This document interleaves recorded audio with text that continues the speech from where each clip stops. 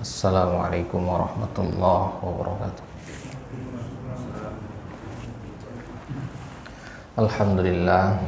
Alhamdulillahi ala ihsanih, wasyukru lahu ala taufiqihi wa amtinanih, wa asyhadu an la ilaha illallah wahdahu la syarikalah ta'ziman li sya'nih, wa asyhadu anna Muhammadan abduhu wa rasuluhu ad-da'i ila ridwanih.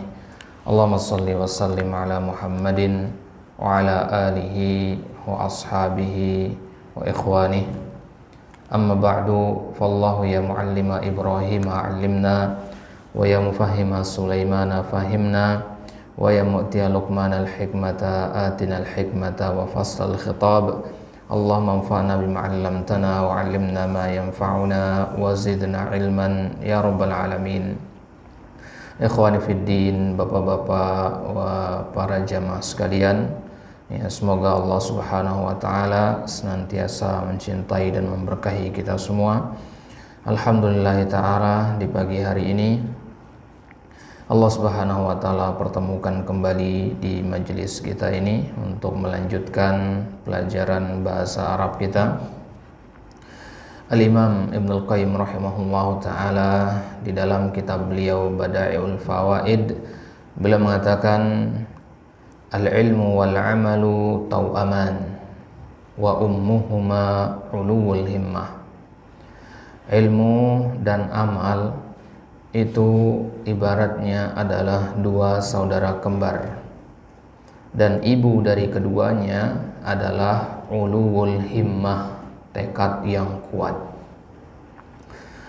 Maka di antara faktor pendorong seorang hamba yang memberikan ia kekuatan dalam melaksanakan ketaatan kepada Allah adalah ulul himmah, ya, tekad yang kuat, semangat yang tinggi. Maka kita berdoa kepada Allah Subhanahu wa taala agar mengaruniakan kepada kita ulul himmah fit ta'at, ya, tekad yang kuat dalam melaksanakan ketaatan kepadanya. Maka di antara doa yang Nabi ajarkan kepada kita adalah Allahumma a'inni ala dzikrika wa syukrika wa husni ibadatik. Ya Allah, bantulah aku, kuatkanlah aku dalam berzikir mengingatmu, untuk senantiasa mensyukuri nikmatmu dan senantiasa memperbagus ibadahku. Maka kata Ibnul Qayyim tadi, al-ilmu wal amal taw'aman, ilmu dan amal itu dua saudara kembar, dan ibunya adalah tekad yang kuat. Ini menunjukkan berarti hanya dengan tekad yang kuat ilmu bisa kita raih. Begitu juga amal, hanya dengan tekad yang kuat amal itu bisa kita laksanakan. Baik, maka hadirnya kita di majelis ini, semoga ini merupakan salah satu tanda ulul himmah yang kita miliki. Baik, kita lanjutkan pelajaran kita dari kitab Durusul Lughah Al-Arabiyyah li ghairin natiqina biha li fadilati Syekh Ad-Doktor Fi Abdul Rahim rahimahullahu taala. Baik. Sekarang kita lanjutkan pembahasan kita. Kalau di kitab kita masuk ke pelajaran yang kelima dari jilid yang kedua. Baik. Di sini kita akan membahas struktur kalimat. Kalau kita ingin membuat kalimat dalam bahasa Arab, bagaimana strukturnya, susunan yang benar bagaimana, dan apa saja penyusunnya. Yang namanya kalimat itu kan terdiri dari kata-kata. Nah, kalau kita ingin membuat kalimat dalam bahasa Arab, bagaimana susunan kata-katanya? Ya, apa yang harus didahulukan dan apa yang harus diakhirkan? Nah, itu insyaallah akan kita bahas pada pagi hari ini. Baik, sebelum kita masuk ke pembahasan itu, ya, kita lihat dulu bagaimana pembentukan kalimat atau struktur kalimat dalam bahasa Indonesia. Di depan ini kita punya contoh kalimat, ya, yang berbunyi Zaid membaca buku. Kalimat ini terdiri dari 3 kata, Zaid, membaca, dan buku, ya. Zaid kata benda, membaca kata kerja, dan buku kata benda. Pada kalimat ini kata Zaid adalah dihukumi sebagai subjek. Ya, kita simbolkan dengan S. Ya, subjek artinya pelaku. Ya, siapa yang melakukan perbuatan membaca itu? Jawabannya Zaid. Maka Zaid disebut sebagai subjek atau pelaku. Ini dalam bahasa Indonesia. Kemudian membaca dalam bahasa Indonesia disimbolkan dengan P, ya, kepanjangan dari singkatan dari predikat. Predikat artinya kata kerja. Nah, ya, jadi untuk mengetahui predikat dari satu kalimat, kita ajukan pertanyaan, apa yang dilakukan oleh si pelaku? Apa yang dilakukan oleh Zaid? Membaca. Nah, membaca berarti adalah predikat di sini. Jadi predikat atau kata kerja. Kemudian buku, ya, di sini posisinya sebagai objek. Kita simbolkan dengan O, ya, O atau objek. Artinya yang menjadi korban dari suatu kata kerja. Nah, jadi Zaid membaca buku ini kalau susunan dalam bahasa Indonesia, ya, susunannya disimbolkan dengan SPO. Nah, ini dalam bahasa Indonesia. Sekarang kita lihat bagaimana kalau kalimat ini kita terjemahkan ke dalam bahasa Arab. Zaid, ya nama orang, nggak perlu terjemahkan. Membaca apa bahasa Arabnya? Qoro'a. Buku bahasa Arabnya apa? Alkitab. Nah, ya, sekarang kita rangkai kalimat itu. Kita rangkai kata tadi menjadi kalimat yang benar. Maka rangkaiannya akan menjadi seperti ini. Qoro'a Zaidun al-kitaba. Qoro'a tadi artinya apa? Membaca. Ya, sebagai apa tadi? Qoro'a membaca tadi sebagai apa pada bahasa Indonesia tadi? Ya, sebagai predikat. Nah, ini sebagai predikat. Ya. Nah, kemudian predikat itu dalam bahasa Indonesia. Kalau dalam bahasa Arab, predikat itu disebutnya dengan fi'lun. Ya, sebutnya apa? Fi'lun. Apa itu fi'lun? Predikat. Apa itu predikat? Kata kerja. Nah, kemudian Zaidun. Ya, ini tadi pada contoh kalimat di bahasa Indonesia, Zaid sebagai apa? Subjek. Ya. Subjek itu dalam bahasa Indonesia. Dalam bahasa Arab, subjek disebut dengan istilah fa'il. Apa istilahnya? Fa'il, ya, atau fa'ilun. Fa'il itu artinya subjek. Subjek artinya pelaku. Jadi kalau ditanya siapa fa'il, ya maksudnya siapa pelakunya. Nah, dari sini kita lihat perbedaannya dengan kata atau kalimat dalam bahasa Indonesia. Kalau dalam bahasa Indonesia itu susunannya kan S dulu baru P, ya.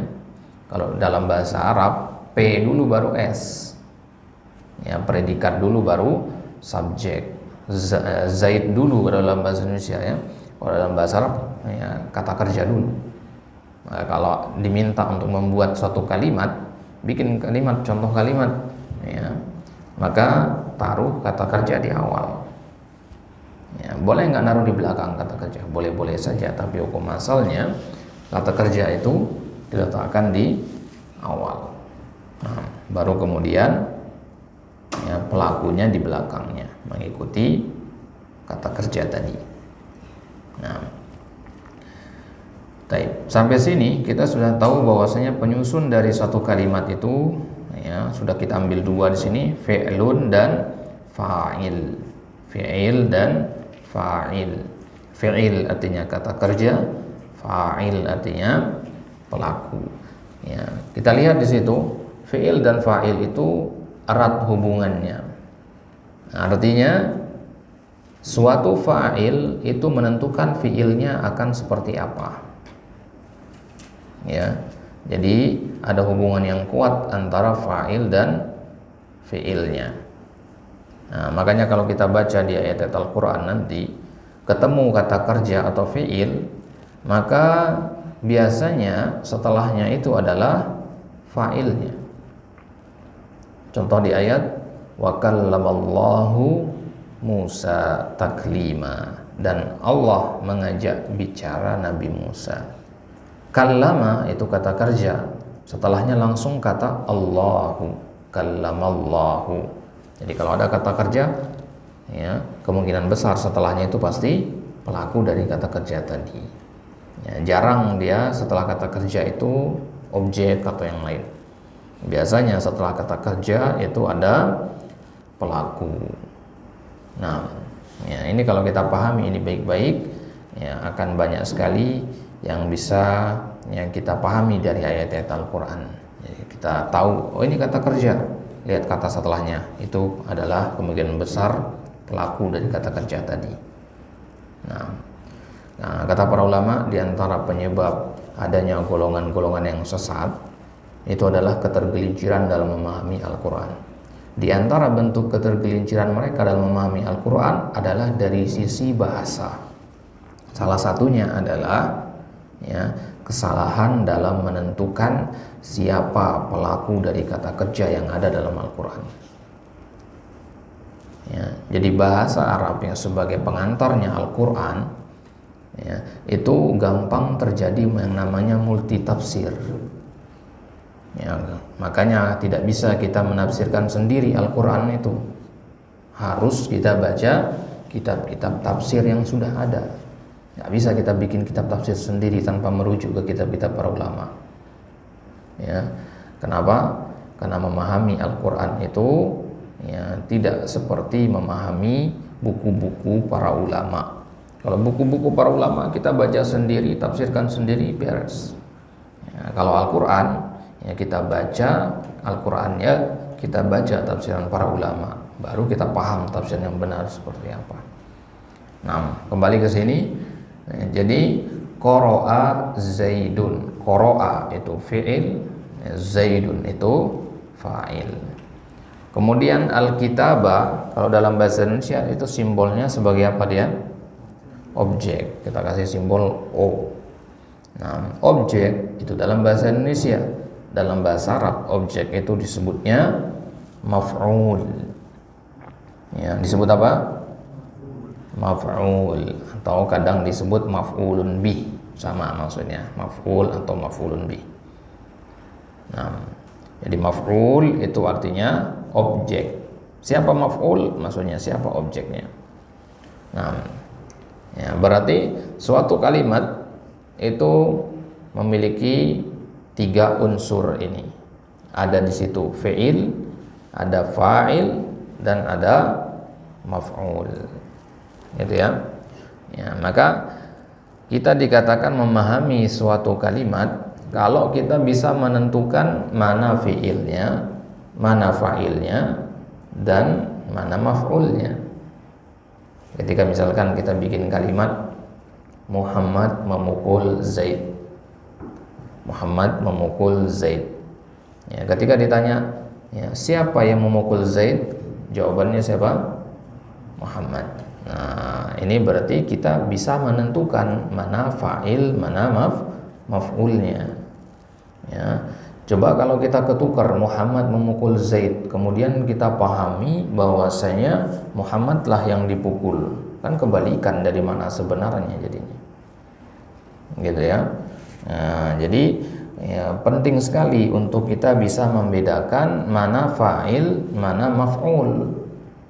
Kalau fi'il insya Allah gampang tahunya, karena fi'il itu sendirinya kata kerja, yang lainnya kata benda. Zaidun ini kan kata benda ya. Alkitab juga kata benda. Zaid kata benda, Alkitab kata benda. Qara'a ini kata kerja sendiri. Ya, jadi yang sering ketukar itu antara fa'il dan maf'ul. Kalau fi'il jarang, ya, karena jelas sekali tandanya. Baik. Nah, 3 kata inilah fi'il, fa'il, dan maf'ul ini kalau ada pada suatu kalimat, maka kalimat tersebut dalam bahasa Arab disebut dengan nama al-jumlah al-mufidah. Disebut apa? Al-jumlah al-mufidah. Apa itu al-jumlah al-mufidah? Al-jumlah al-mufidah itu artinya kalimat yang sempurna. Kalimat itu dikatakan sempurna dalam bahasa Arab kalau yahsunus sukutu 'alaiha. Apa itu yahsunus sukutu 'alaiha? Artinya orang tidak bertanya-tanya lagi. Sudah terpenuhi rasa ingin tahunya. Ya, coba kalau kita katakan Zaid membaca sampai situ. Ya, ini dinamakan jumlah mufidah apa tidak? Ya, Muhammad makan. Ini jumlah mufidah apa tidak? Tidak. Ya. Kenapa? Karena objeknya belum ada, sehingga orang yang mendengar kalimat tersebut masih bertanya-tanya, apa yang dibaca, apa yang dimakan. Ya, kalau orang masih bertanya-tanya, berarti kalimat kita belum selesai, belum sempurna. Nah, maka kalimat yang benar itu harus tidak meninggalkan pertanyaan. Dengan kata lain, dia harus mufid, harus sempurna. Ini disebut dengan al-kalam itu dalam bahasa Arab. Kalam itu harus mufid, artinya tidak meninggalkan pertanyaan atau kebingungan pada orang yang mendengar. Taib. Ya, sampai sini jelas? Mafhum ya? Taib, kita lanjutkan. Pada kalimat tadi, qara'a Zaidun al-kitaba, qara'a tadi kita katakan sebagai fi'il. Ya, sekarang kita lihat apa hukum yang berlaku pada fi'il. Fi'il itu dihukumi mabni. Ya, fi'il itu dihukumi mabni. Apa itu mabni, ikhwan? Mabni artinya tetap, stabil, kokoh. Apa maksudnya fi'il itu mabni? Artinya harokatnya tetap begitu-gitu aja, nggak berubah-ubah. Jadi qara'a itu harokat akhirnya fathah. Jadi mau diletakkan dimanapun dia akan tetap qara'a. Mau dia di awal kalimat, di tengah kalimat atau di akhir kalimat, qara'a akan tetap dibaca qara'a. Ini yang bermaksud dengan mabni. Ya, kalau dalam bahasa Indonesia kan nggak kita mengenal istilah harokat ya. Zaid dalam bahasa Indonesia atau Agus dalam bahasa Indonesia, ya sudah, dimanapun kita letakkan kata Agus itu tetap Agus bacanya. Tapi kalau dalam bahasa Arab kan ada harokat. Jadi kata Muhammad itu bisa dibaca Muhammadun, Muhammadan, Muhammadin. Kalau harokat akhirnya bisa berubah-ubah, maka dia tidak dinamakan mabni. Mabni itu yang tidak bisa berubah. Ya, domir misalkan itu mabni dia. Huwa, hum itu mabni karena nggak mungkin berubah harokat akhirnya. Ya, semisal dengan yang mabni tadi adalah qara'a, fi'il. Fi'il itu mabni. Nah, kalau dia mabni berarti gampang ya. Kita nggak usah repot-repot. Nah, ini kira-kira harokatnya apa ya? Nggak perlu kita repot-repot menanyakan seperti itu. Kenapa? Karena harokatnya dari sananya pasti fathah, qara'a. Udah. Ya. Kita sudah belajar tasrif di pertemuan kemarin ya.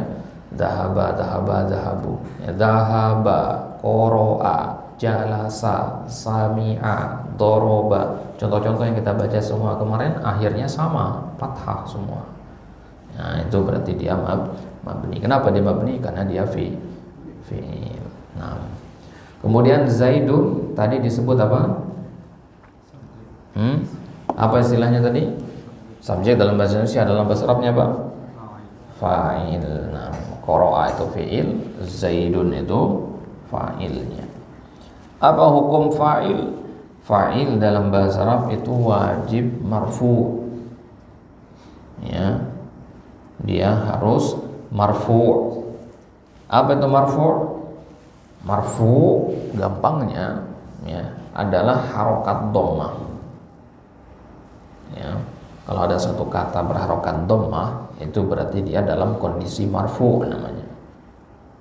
Ya, kondisi marfu. Kenapa nggak kita katakan dhammah aja?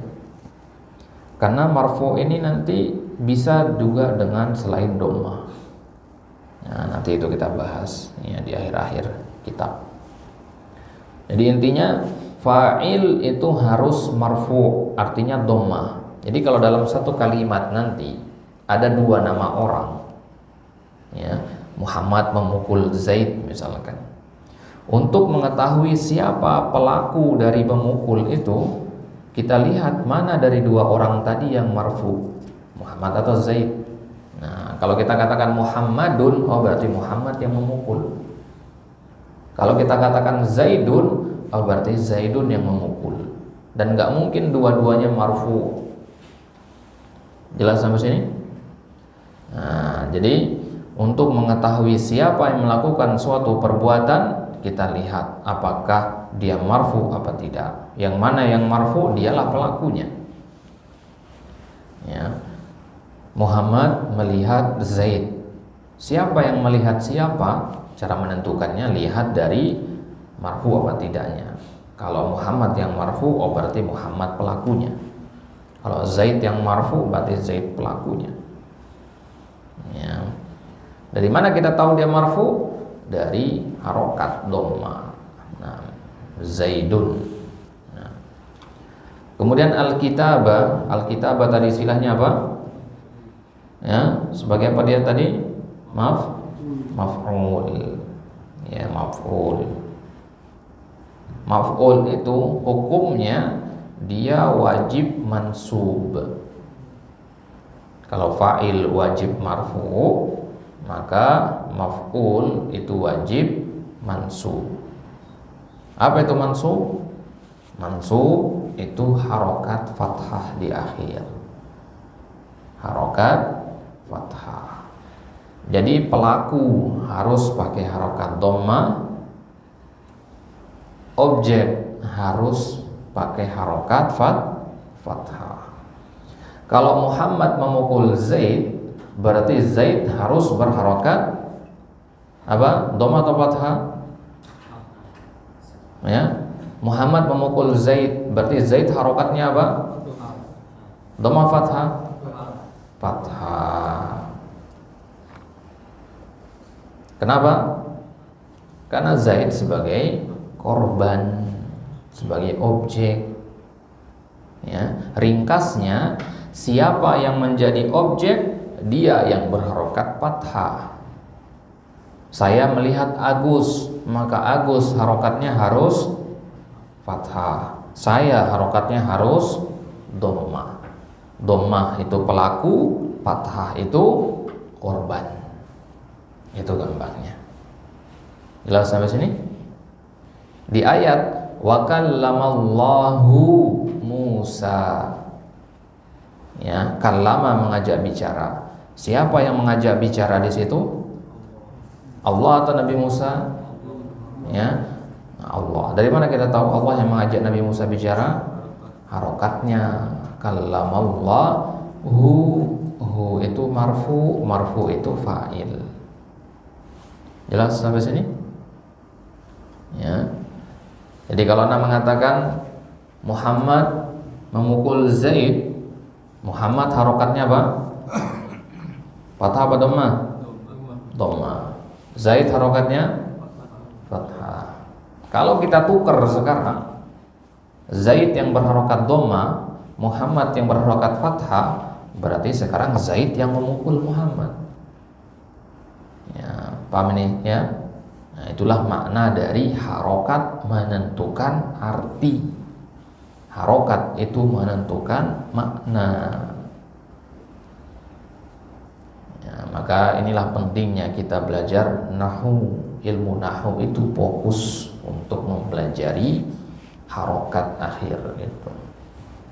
Kapan dia berharokat dhamma, fathah atau kasroh, atau sukun pada fi'il. Ya, kenapa kok penting kita mengetahui harokat akhir? Karena itu tadi, perbedaan harokat akhir akan menyebabkan perbedaan makna. Ya. Bayangin kalau seorang hakim, ya, seorang hakim di pengadilan memutuskan suatu perkara, mengatakan, ya, ya, mengatakan Muhammad membunuh Zaid. Ya, dan dia salah harokat di situ. Ya, kebalik jadinya, Zaid membunuh Muhammad. Ya, keliru. Ya, fatal akibatnya. Ya. Ya, ketika kita mengatakan Allah menolong orang-orang yang beriman, ini salah harokat, bisa kebalik kalimatnya menjadi orang beriman menolong Allah. Ya kan, fatal jadinya. Ya, nah ini dia hukum yang harus dipahami. Ya, fokus pembahasan kita ada pada slide ini. Ya, kalau pahami apa yang ada di depan ini, insya Allah sudah ya beres dari ya, pelajaran yang kelima ini. Ini intinya. Fi'il itu mabni, fa'il itu marfu, dan maf'ul itu mansub. Baik. Sampai sini ada pertanyaan? Wadah insyaallah. Ya. Fahimtum? Fahimtum? Fahimna. Nah. Kita lanjutkan. Nah, sekarang kalau kita katakan hafidha Muhammadun al-Qur'ana. Hafidha sebagai apa dia di sini? Fi'il. Muhammadun sebagai fa'il. Ya, dari mana kita tahu fa'il itu pasti dhamma. Al-Qur'ana sebagai apa? Maf'ul. Berarti kalau kita mengartikan kalimat ini, kita artikan dengan Muhammad menghafidhu. Nah, carilah hafidhu apa bahasa Arabnya. Ya, hafidhu itu menghafal. Berarti Muhammad menghafal. Apa yang dihafal? Al-Quran. Kami cara menerjemahkan ya. Cara menerjemahkan mulai dari sini, dari pelakunya dulu. Karena bahasa Indonesia itu subjek duluan, maka kita terjemahkan dari kata kedua, Muhammad.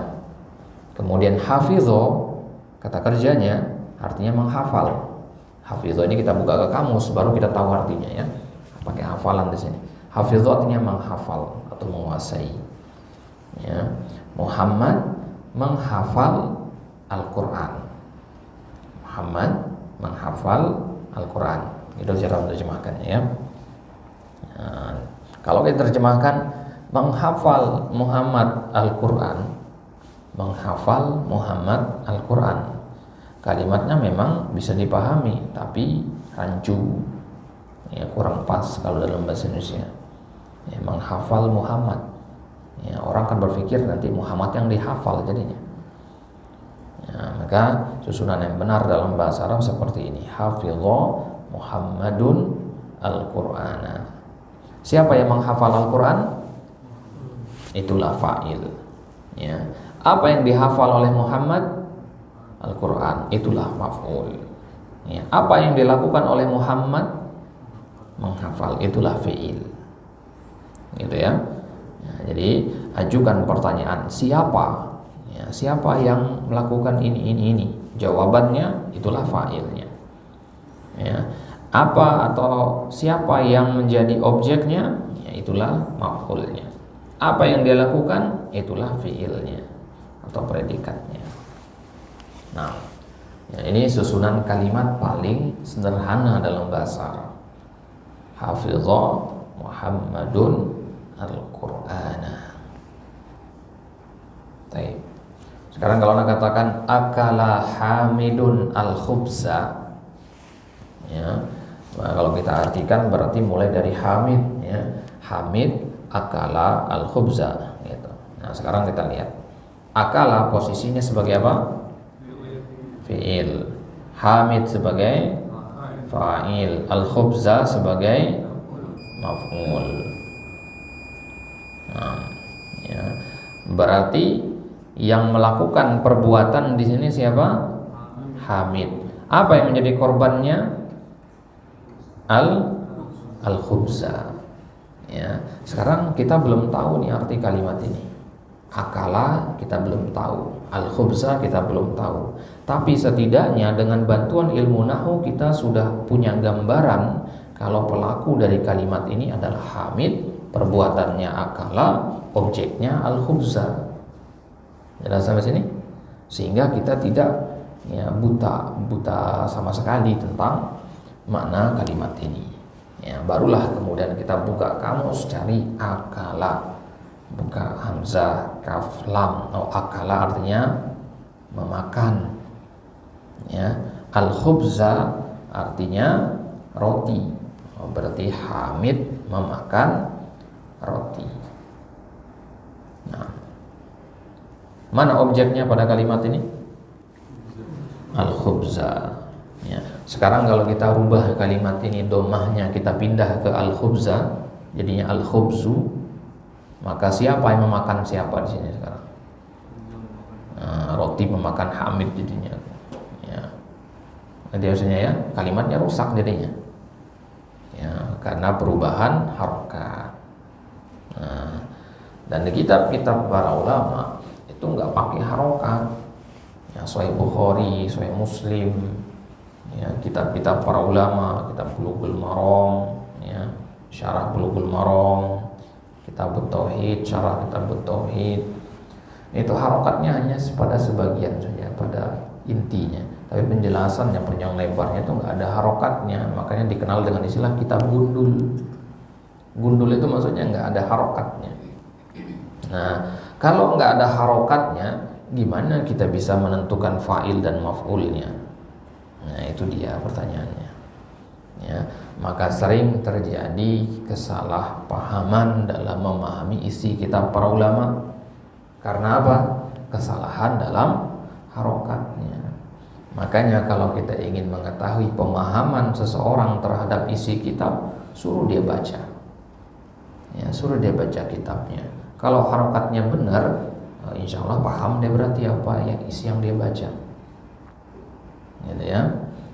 Nah, maka tahapan terakhir dari seorang santri belajar bahasa Arab itu adalah kita uji pemahamannya dengan suruh baca kitab gundul. Ya, akan kelihatan ilmu nahwunya di situ nanti. Akan kelihatan ilmu sorofnya di situ. Akan kelihatan jumlah kosakata yang dia hafal. Gitu. Ya. Ya. Jadi salah satu bentuk tes lisan untuk masuk ke universitas-universitas di Timur Tengah itu adalah dengan suruh baca kitab. Ya, jadi dosen penguji, ya, di depannya ada kitab, ya, kitab-kitab para ulama, dipilih salah satu, kemudian disuruh kita untuk buka halaman secara acak, buka halaman sekian, ya, baca paragraf sekian, suruh kita baca. Ya, disimak sama si dosen penguji tadi harokatnya benar apa tidak. Setelah selesai baca, ditanya kita, apa yang kamu pahami dari apa yang dibaca tadi? Nah, kelihatan di situ nanti. Ya, kalau salah harokatnya, maka salah pasti pemahamannya terhadap isi kitab itu. Nah, begitu juga halnya Al-Quran. Kalau salah kita baca harokat Al-Quran, ya, maka salah makna dan salah pemahaman juga. Gitu. Nah, inilah kenapa terjadi ada istilahnya mushafnya Ibnu Mas'ud, ada mushaf Aisyah, ada mushaf Hafsah. Beda-beda mushafnya para sahabat. Ya, padahal Al-Quran itu satu. Ya, karena Al-Quran itu ditulisnya nggak pakai harokat. Nah, sehingga menurut sahabat fulan ini harokatnya domah, sahabat yang lain bilang bukan domah, ini fathah. Dan uniknya Al-Quran itu bisa dibaca dengan dua-duanya, domah atau fathah gitu.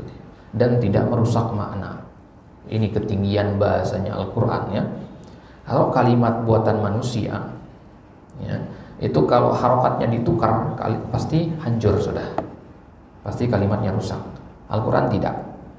Ya, ada beberapa kata dalam Al-Quran yang dikenal dengan ayat mutasyabihat gitu ya.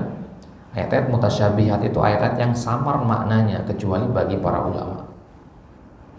Ya, bagi kita kaum muslimin ayat-ayat seperti itu samar maknanya. Kenapa? Karena walaupun ditukar harokatnya juga ya, bisa dua-duanya, bisa ditafsirkan dengan A, bisa ditafsirkan dengan B, dan tidak ada pertentangan antara A dan B gitu. Ya, sedikit ya orang yang bisa membuat kalimat yang seperti itu yang tidak ada pertentangan di dalamnya. Nah, ya, dari kesempatan nanti insya Allah kita akan lihat Gimana contohnya dalam Al-Quran penerapannya kaidah tadi? Taib, sampai sini jelas ya, bagaimana cara membedakan fiil, fa'il dan maf'ul ya. Nah, ya. Nah sekarang di sini nggak ada harokatnya. Kataba kho, nah di situ kholi kita bacanya, kita fokus ke harokat akhirnya. Harokat akhir pada kalimat ini, kata yang kedua dan kata yang ketiga. Nah di sini harokat terakhirnya apa kita baca? Dhammah, fathah atau kasrah? Dhammah. Kenapa? Fa'il. Dari mana tahu dia fa'il? Ya, karena dia datang setelah fi'il. Susunannya tadi fi'il kemudian fa'il. Jarang sekali fi'il itu dipisah dengan fa'ilnya. Ya, jarang sekali. Normalnya itu dia bergandengan langsung.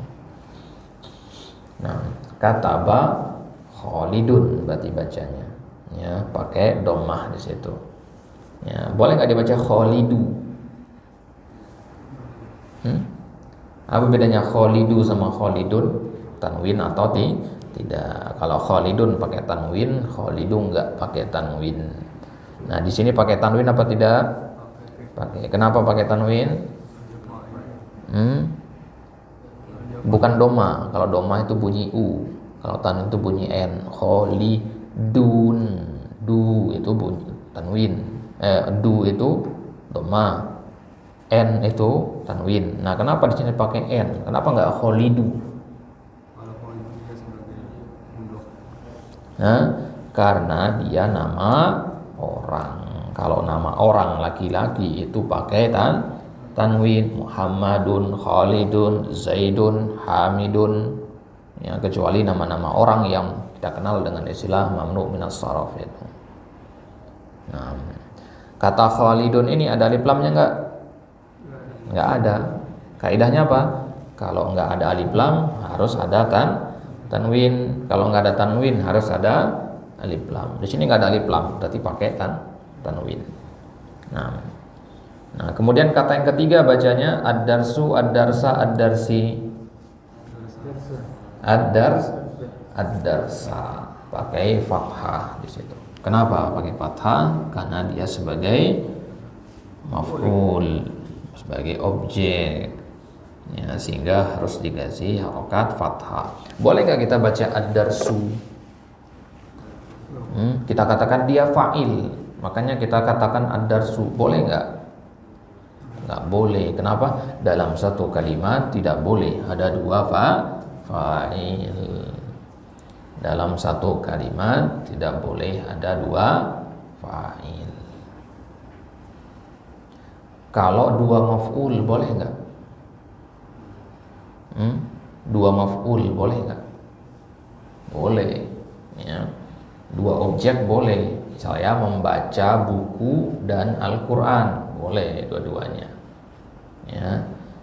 Nah, makanya kata para ulama, cara gampang untuk mengingat kaidah ini, ya, dalam suatu rumah tangga itu hanya ada satu suami, tapi istri boleh lebih, itu maksudnya.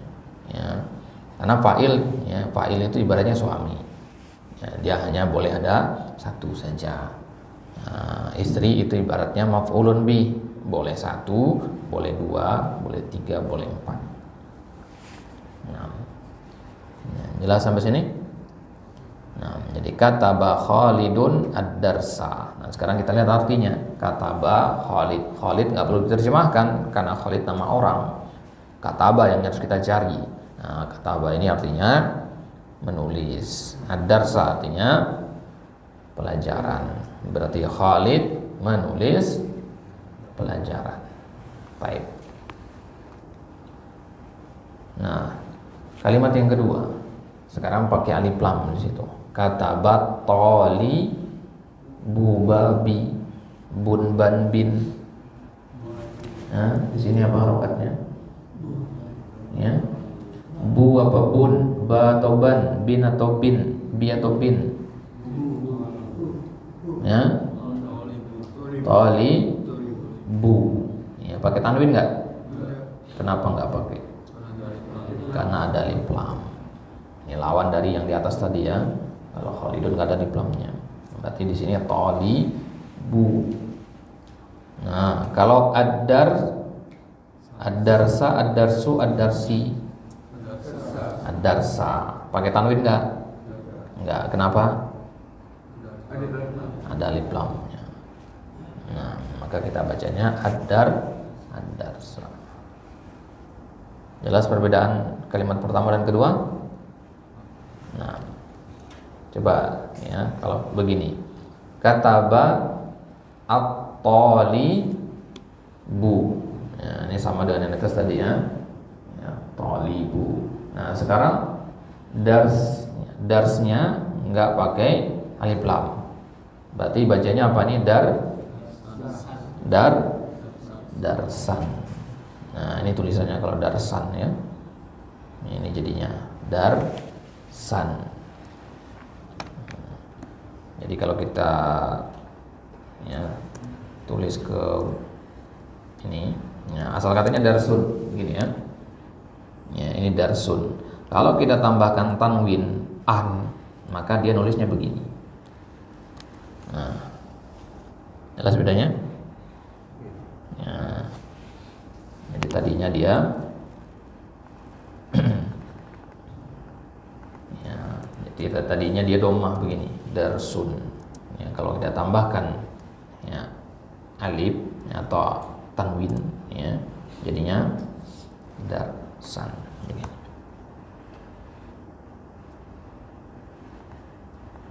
Nah, kataba talibu darsan.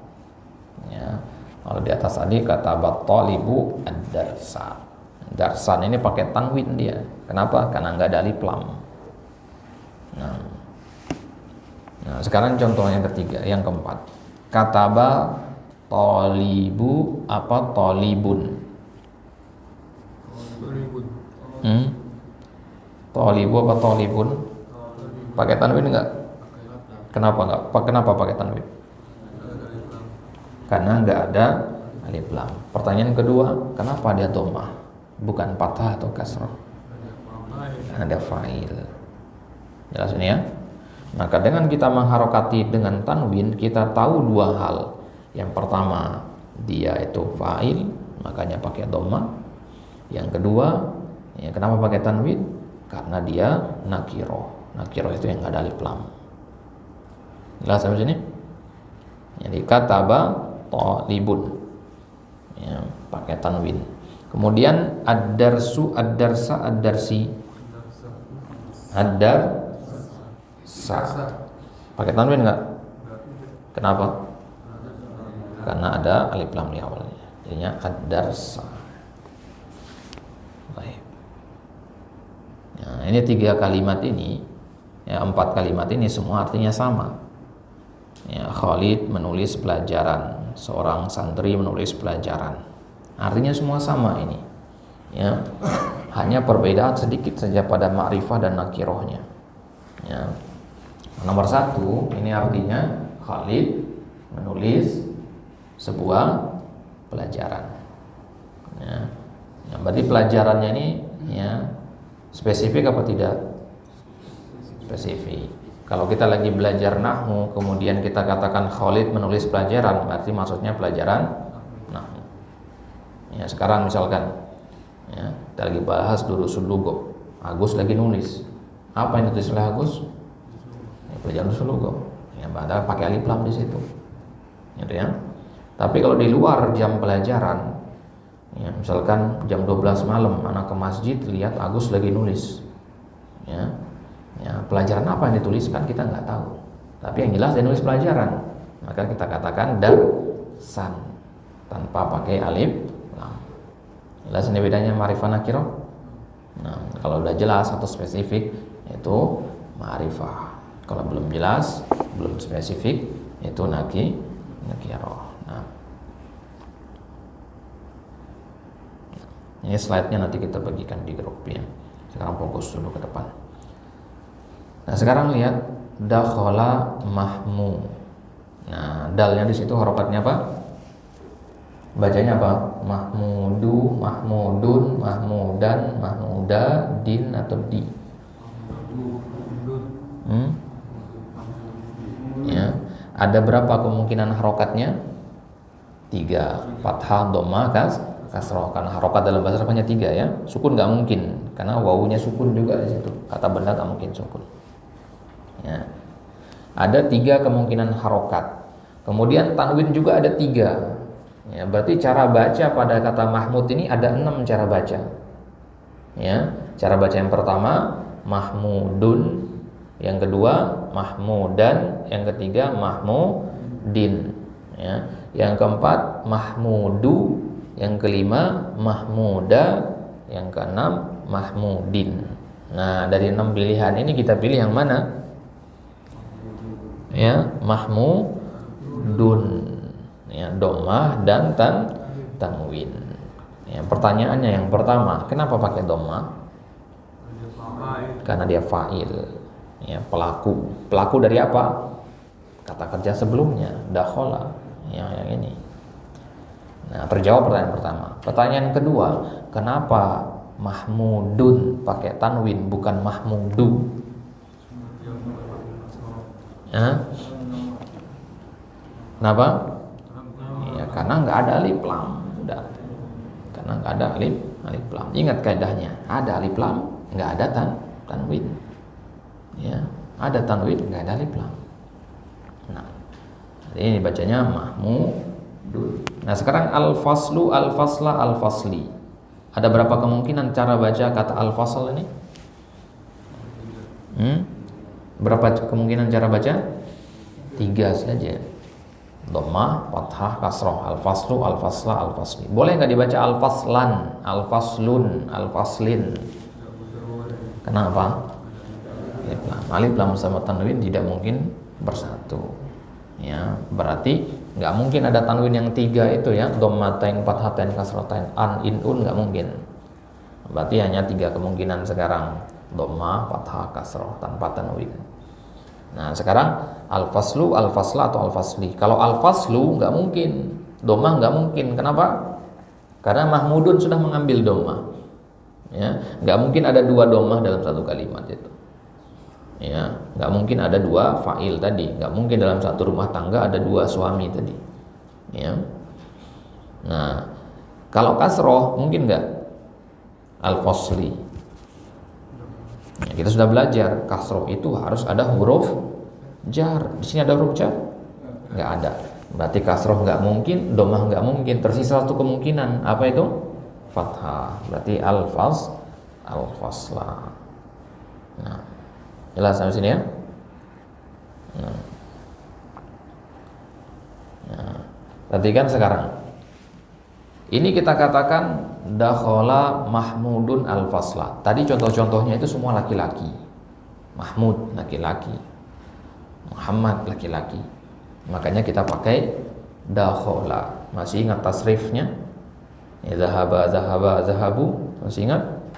Nah, dakhala atau zahaba itu kan untuk laki-laki ya. Ya, dakhala itu huwa dakhala.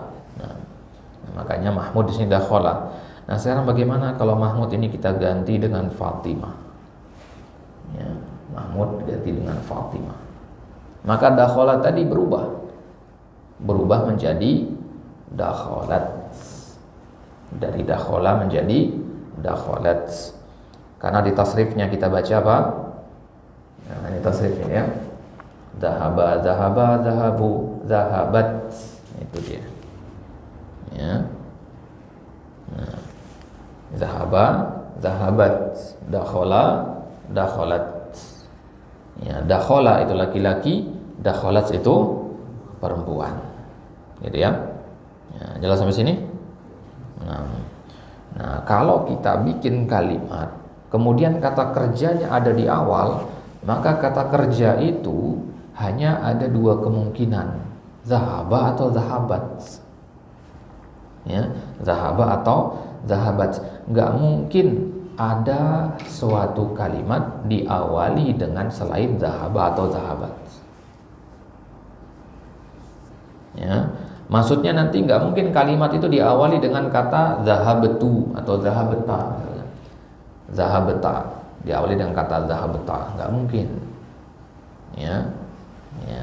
Jadi mau berapapun pelakunya, tetap kita katakan zahaba. Padahal zahaba artinya apa? Dia, satu orang laki-laki, ya kan?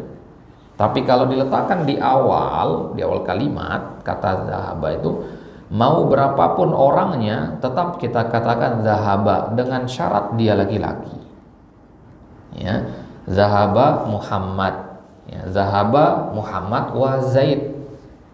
Ya, meskipun laki-laki yang pergi ada 2 orang, tetap kita katakan zahaba. Tidak kita pilih yang di bawahnya.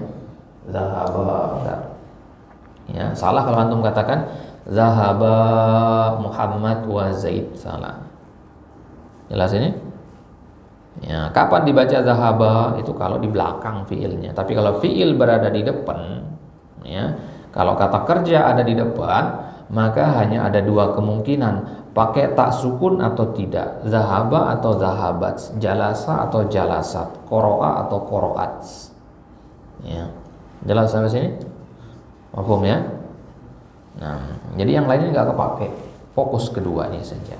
Zahaba dan zahabat. Sami'a, sami'at, qoro'a, qoro'at. Mau berapapun pelakunya, yang menentukan hanya pada jenisnya, laki-laki ataupun perempuan. Kalau jumlah enggak. Ya, kita semua sekarang keluar dari masjid. Tetap kita katakan khoroja.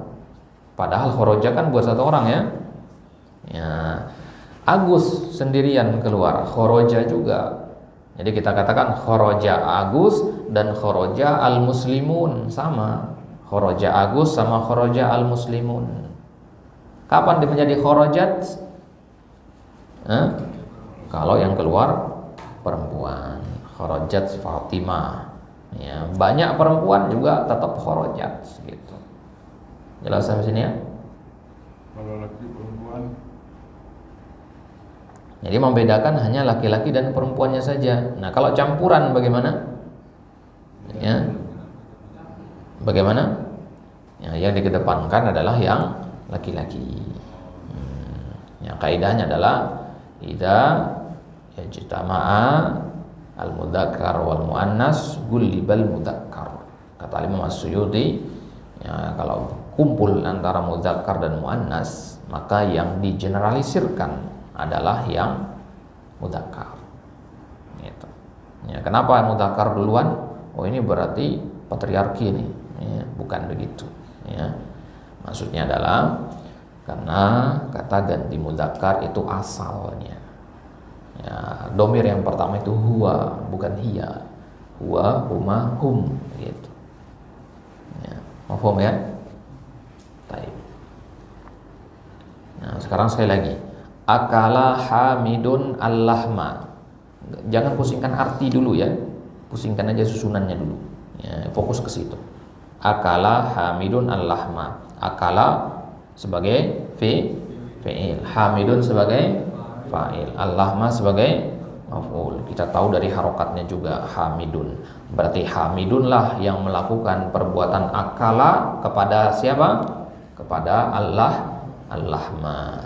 Ya, nanti kita lihat artinya. Nah, sekarang di sini hamid.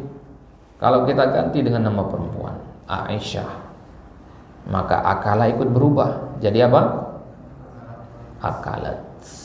Tak sukun itu adalah simbol untuk perempuan, makanya dinamakan tak taknis. Taknis artinya muannas. Ya, tak sebagai tanda muannas. Nah, dari akarnya di sini, ya, akala hamidun allahma. Hamid akala. Akala artinya apa? Memakan. Ini allahma artinya daging. Ya. Hurrimat 'alaikumul maitatu waddamu wa lahmul khinzir. Al-lahma artinya daging. Hamid memakan daging. Ya, apa yang dimakan oleh Hamid? Daging. Ini laki-laki. Kalau perempuan yang memakan daging, Aisyah misalkan, maka jadinya akalat. Akalat Aisyatu al-lahma. Kalau al-lahmanya ikut berubah enggak? Maf'ulnya ikut berubah enggak? Enggak berubah. Ingat tadi di awal kita katakan erat hubungan antara fi'il dan fa'il. Kalau maf'ul enggak. Karena logikanya kan begini. Ya, Zaid memakan makanan dengan Fatimah memakan makanan, apakah makanannya berubah? Sama makanannya. Yang berubah apanya? Pelakunya gitu. Jadi pelaku dan kata kerja yang berubah, kalau objeknya enggak. Ya. Ini Muhammad memukul Zaid dengan Fatimah memukul Zaid. Ya, Zaidnya tetap Zaid gitu. Yang berubah adalah pelakunya gitu. Nah, sekali lagi kalau kita katakan hafizu Zaidun al-hadis, Zaid menghafal hadis. Ya. Kalau kita ganti Zaid dengan Zainab, maka hafizu menjadi ya hafizat. Al-hadisnya tetap ya enggak berubah. Karena dia objeknya. Ya.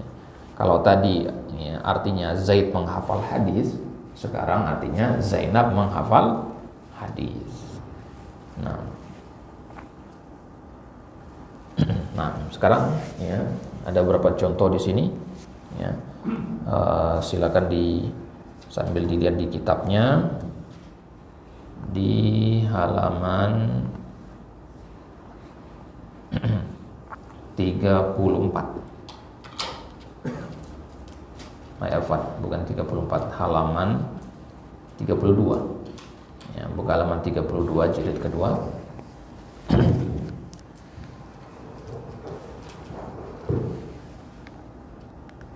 Ya, sambil dijawab ya. Ya, ini kita jawab sama-sama. Kasara at-tifl. Nah, di sini at-tiflnya tidak berharokat. Sekarang kita harokati sama-sama. Ya, lihat artinya nanti. Kasara at-tif. Ya, di sini ya bacanya bagaimana? At-tif lu. Ya, kemudian al-qala ma. Ya, kasara tiflu al-qalama. Boleh enggak dibaca tiflun? Kenapa? Alif lam. Qalaman boleh? Enggak ada, karena ada alif lam. Kasaro itu artinya merusak ya. Anak kecil itu merusak al-qalam. Apa itu al-qalam? Pulpen. Merusak atau mematahkan.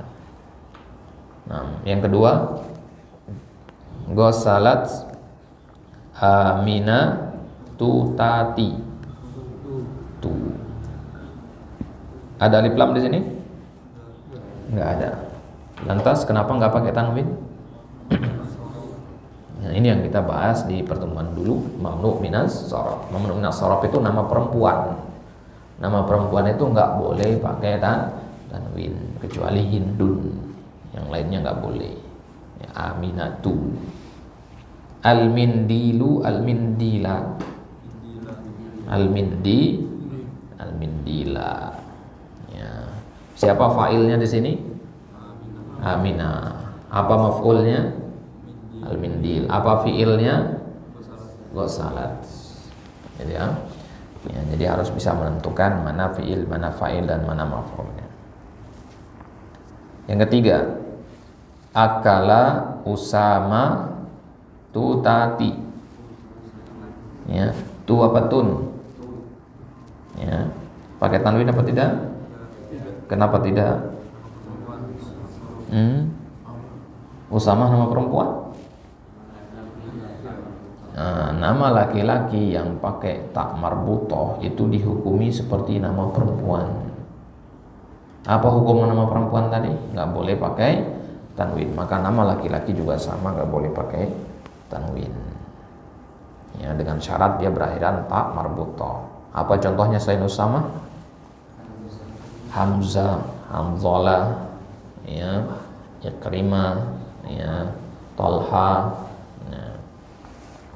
Kemudian al-inabu, al-inaba, al-inabi, al-inaba. Nomor 2 tadi artinya tahu sudah? Aminah, ghasalat. Apa itu ghasalat?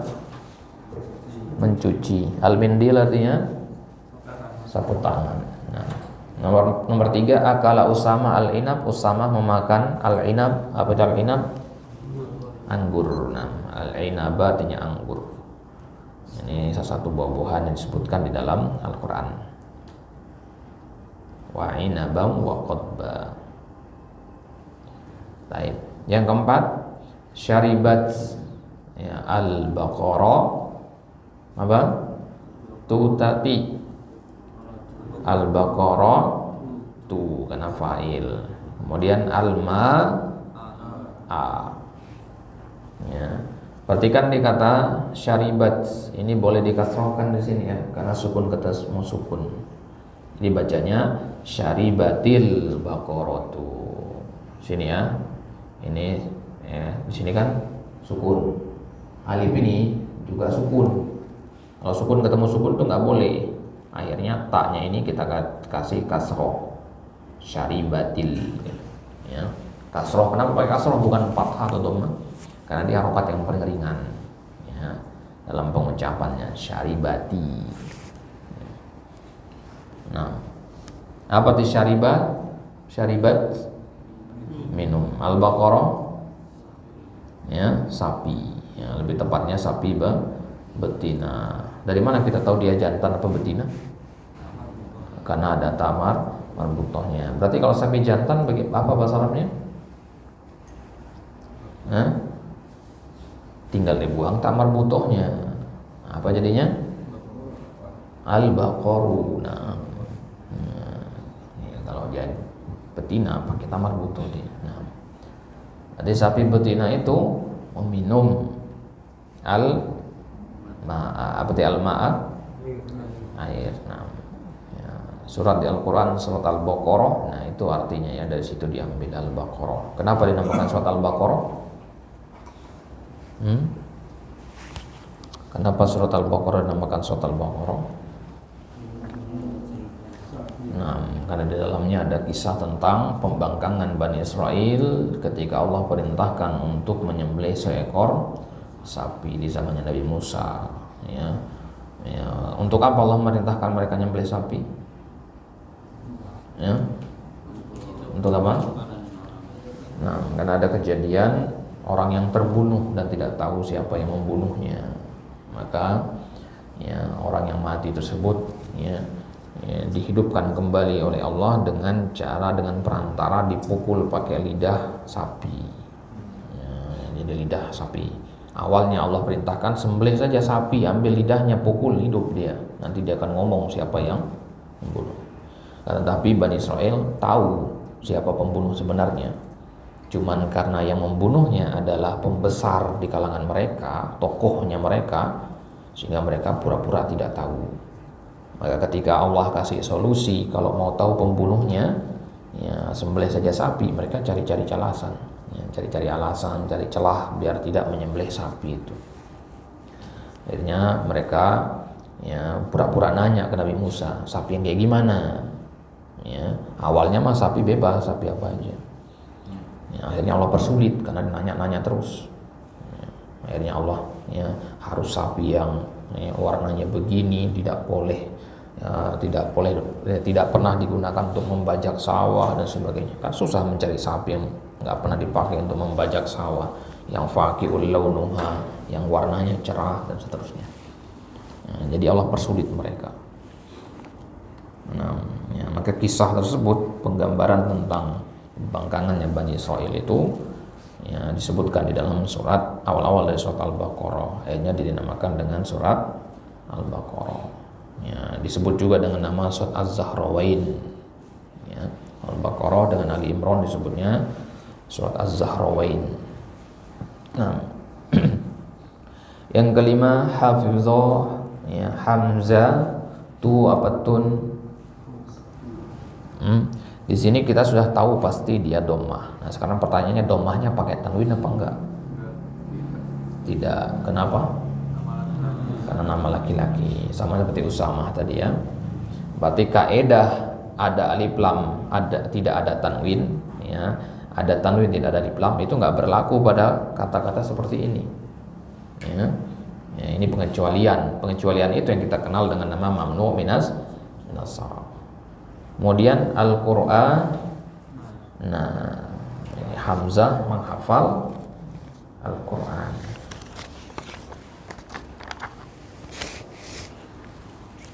Kemudian yang keenam, dorobat Fatimah ya, tutati tu Fatimah tu ya, karena dia pelaku ya. Kemudian bin Ya, bintu, binta.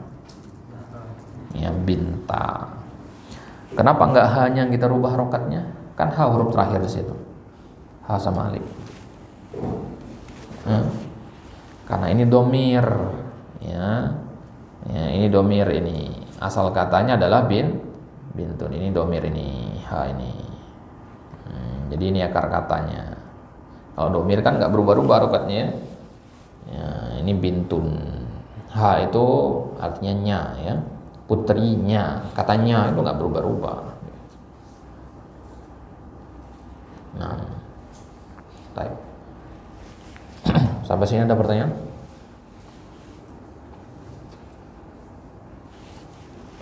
Sudah habis waktunya ini? Sudah habis Pak? Sudah habis. Baik. Ini masih ada beberapa poin yang harus kita bahas, tapi insyaallah taala kita lanjutkan nanti di pertemuan selanjutnya. Ya. Nah, ini insyaallah kita ambil di dars selanjutnya nanti. Baik. Sebelum kita tutup, ada pertanyaan? Tafadhol.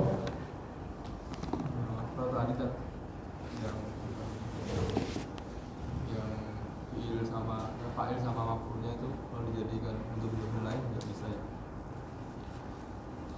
Mudhafun ilaih. Nah, kalau mudhafun ilaih nggak bisa. Kenapa? Karena kalau syarat mudhafun ilaih itu harus nakirah kemudian ma'rifah. Ya, maka rumusnya adalah kalau ketemu suatu kata nakirah kemudian setelahnya ada ma'rifah, nah susunan seperti ini namanya susunan mudhaf, mudhafun, mudhaf, mudhafun ilaih. Nah, kalau ada susunan nakirah kemudian setelahnya nakirah, ini susunan apa namanya? Nakirah. Ini namanya sifah mausuf, ya. Sifah ditambah mausufnya atau mausuf sifah. Ini buat para santri ya yang sudah pernah belajar. Ya, kalau ma'rifah ketemu ma'rifah, ya bagaimana? Ya, sama, ya. Ma'rifah ketemu ma'rifah juga mausuf, sama sifah. Nah, apa yang belum di sini? Ma'rifah ketemu nakiro, ya, ma'rifah ketemu nakiro. Nah, kalau yang seperti ini apa namanya? Ya, sahibul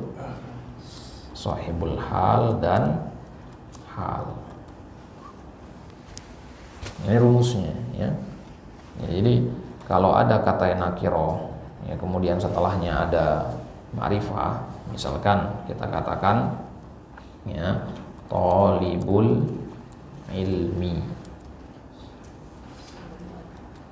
thalibul ilmi, thalibu nakiro, al ilmi ma'rifah. Susunan seperti ini namanya susunan mudhaf ilaih.